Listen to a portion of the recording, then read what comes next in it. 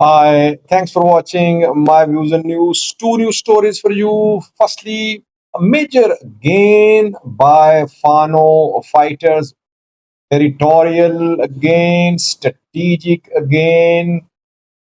Military had to withdraw from some key areas in the Amhara region a few hours ago.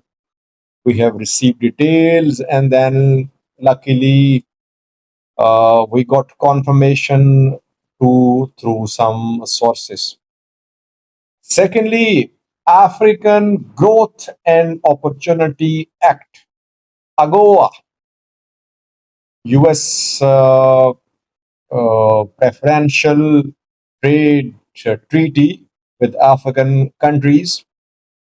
Ethiopia was removed from AGOA last year, more than a year ago, in fact. How some African countries are being restored, some are being removed from AGOA. Where does Ethiopia stand? Is it going to be? Uh, is it? Is it going to be allowed to re-enter AGOA? Firstly, viewers, Amhara region of Ethiopia, where Fano fighters have secured some major gains. So the area where Fano groups have taken control of some towns has been their stronghold for days. I've been reporting that.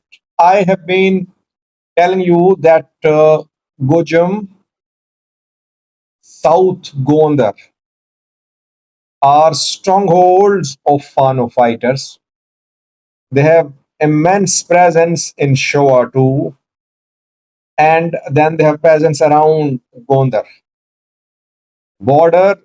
They have their presence along Amhara Sudan border. They have access to Sudanese border. That is what we have been able to confirm. So if anything happens in Gujum, in South Gondar, about Fano's territorial other gains, it's not surprising for us. But if they manage to take control of territories in Wog Himra or in North Gondar or in parts of Wollo or in Oromia Special Zone, that would be a big news. This is a big news as well because it seems that now the South Gondar is cut off. Wollo to South Gondar cut off. Already we know that Fano fighters have remained in control of territories, cities, towns along the main road. Wollo to Gondar Road, Buldia to Debrecen Road, and this road was never safe for Ethiopian military. Now more gains by Fano fighters along this road. What we have been able to confirm is that Gant has come under Fano control.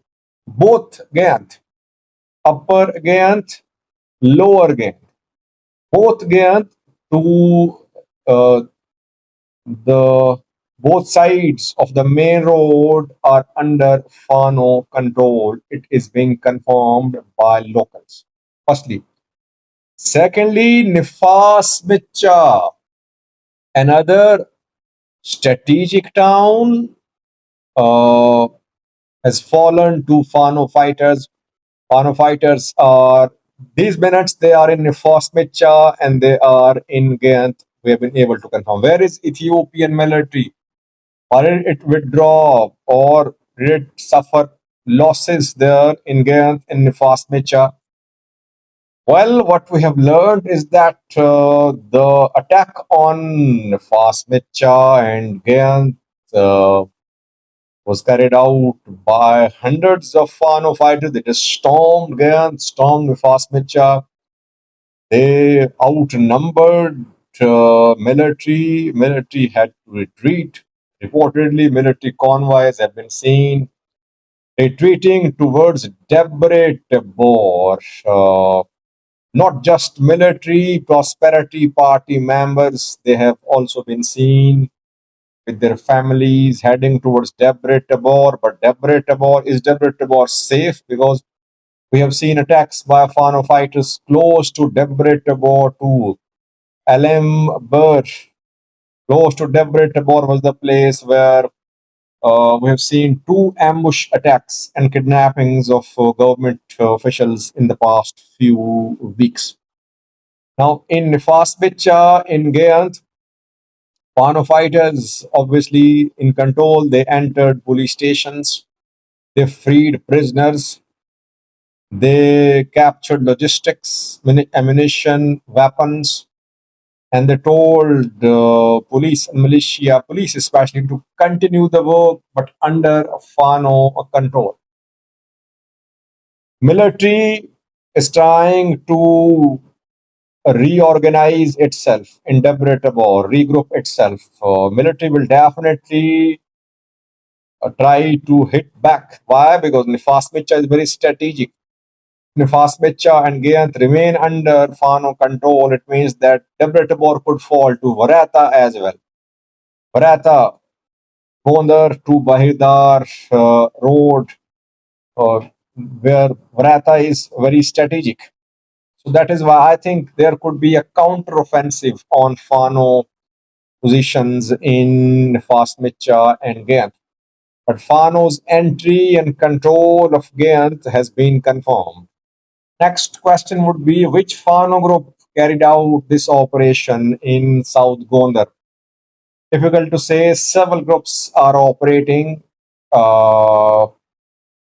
Some say it was Guna Brigade, but we have no confirmation about the brigade. But North Gondar Fano is not part of this operation, reportedly.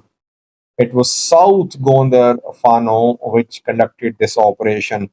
Lightning strike, I would say. It was a quick operation by Fano fighters in South Gondar. South Gondar continues to be a very difficult front for Ethiopian military. Both South Gondar and Gojam, East Gojam, West Gojam are hard to handle for the government. We saw that in Debre Marcos a few weeks ago. Erega Kabbe, they held a meeting. Immediately after that, Fano fighters stormed the city. They entered the city. There was fighting in city, don't strikes as well. So in Bahirdar too, we have seen attacks in the vicinity of Bahirdar, in the vicinity of Gondar.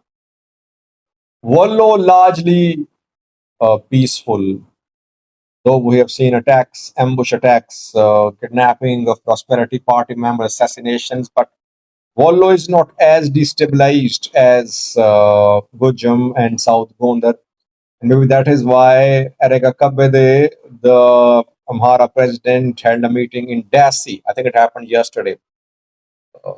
And nothing happened in Dasi after that. But when he held a meeting in Debre Marcos, immediately after that, Fano fighters stormed Debre Marcos city. So this is the situation. Fano fighters have made territorial gains in South Gondar. Will they stay or will they retreat? They'll retreat if a counteroffensive came on their positions in the two towns and along the main road, Buldia to Vareta. Secondly, viewers, AGOA, African Growth and Opportunity Act, is a US-Africa trade treaty under which African exports are given preferential treatment. Tax-free access is given to African exports to American markets. Several African countries are part of this trade treaty. US talks to countries. Countries are welcomed in AGOA, then they're removed as well. More than a year ago, Ethiopia was removed from AGOA. Ethiopian textile industry had access to US markets free. And we saw that after the start of Tigray war, Ethiopian government was accused of human rights abuses. And Ethiopia was removed from AGOA. Since then, Ethiopia has been lobbying to be back in AGOA. Ethiopia still is out of AGOA, but another country has been made part of AGOA again. Mauritania. 4 years ago, Mauritania was removed from AGOA by US. It was said that labor laws, labor rights were not being respected and improvement was needed. That is why the country was removed from AGOA, but Joe Biden government has announced the re-entry of Mauritania in AGOA from next January. Mauritania will rejoin AGOA. And some other African countries are going to be removed from AGOA. Uganda, Niger, Gabon, the Central African Republic, they are going to be kicked out of AGOA. Uganda passed a law which uh, says that those who are involved in some same sex acts should be executed. Death penalty for same sex acts offenders. It has been proposed by this law. I think it has been enacted. And this law is turning into a controversial law. Western countries, organizations are criticizing the law. That is why Uganda has been removed from AGOA. It is going to be removed, and three other countries. No signs of Ethiopian re-entry in AGOA.